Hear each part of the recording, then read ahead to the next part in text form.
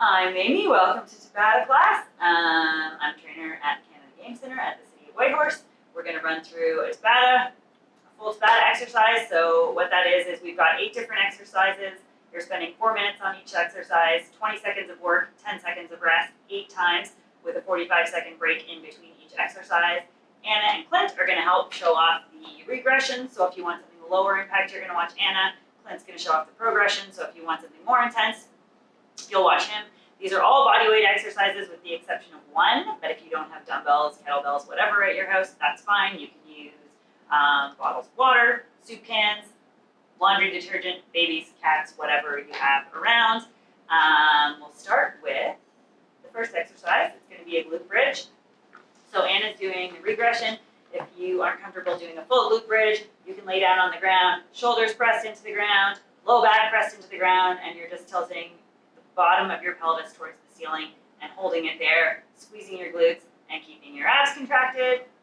Clint's doing the progression here, so his body's straight like a surfboard, glutes are clenched, hamstrings are tight, core is tight. You can either do this from both legs, so with both feet on the ground, holding that glute bridge, or if you want something a little more high impact, you can go one leg to the other leg. Second exercise we're going to do is a cardio exercise, high knees. Anna's doing the regression. So for both of these, you want your chest up nice and tall, and you want to try to get your knees up as high as you can. If you can't get your knees up to hip height, you can shorten that range of motion. So the progression for this is just faster. Clint's light on his feet, knees up high, and taking it easy over here, getting your knees up as high as you can.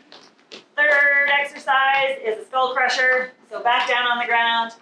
You're lying on the ground with your knees bent, spine pressed into the ground. You want to keep your elbows stationary, and from there, you're lifting and lowering whatever you've chosen as your weight towards your forehead and away. Inhaling as you lower, exhaling and bracing your core as you lift. So the regression for this is just using something lighter, like a bottle of water. The progression is using something heavier. With the lid on tight. You don't want a face full of laundry detergent. Fourth exercise, we're going to do squat jumps. So Anna's doing the regression here. She's pushing her hips back to head down into the squat. Her knees track out over her toes, so they're pushed out to the sides. And she's exhaling, bracing her core as she pushes through her heels to come back up to standing. Chest is nice and tall. Clint's doing the same thing, only instead of pushing through the heels to come up to standing out of his squat, he's doing an explosive jump up out of the squat. If you want this even more intense, you can jump even faster. Fifth exercise, mountain climber push-up.